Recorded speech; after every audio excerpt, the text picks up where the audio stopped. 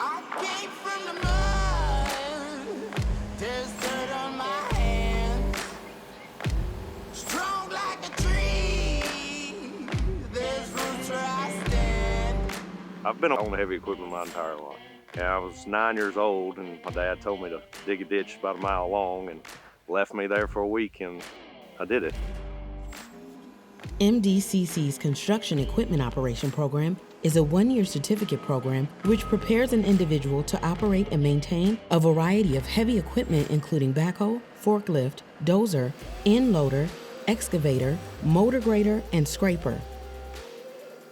It's a lot of different pieces of equipment it takes to get the job done.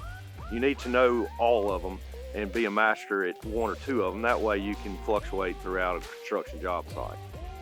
I have two favorites. I like the small excavator, the mini track hoe, and I also like the bulldozer.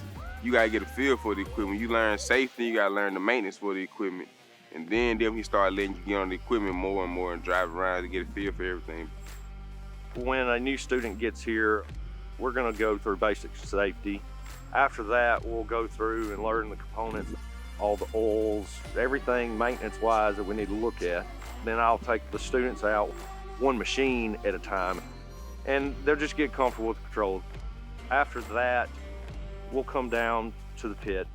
We'll just start doing a job site scenario. If it's moving dirt from one location to the other, digging out of the pit, pushing on grade. Instruction includes safety, general care, and routine maintenance. The program also includes instruction in digging, ditching, stripping, grading, clearing, excavating, and handling of materials. And then mainly all of second semester, that's what we're doing, because construction world, you have to get seat time. This program offers students a career certificate and an optional forklift certification.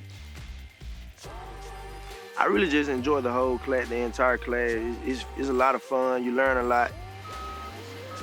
And I tell a lot of my students this, construction equipment, it's everywhere.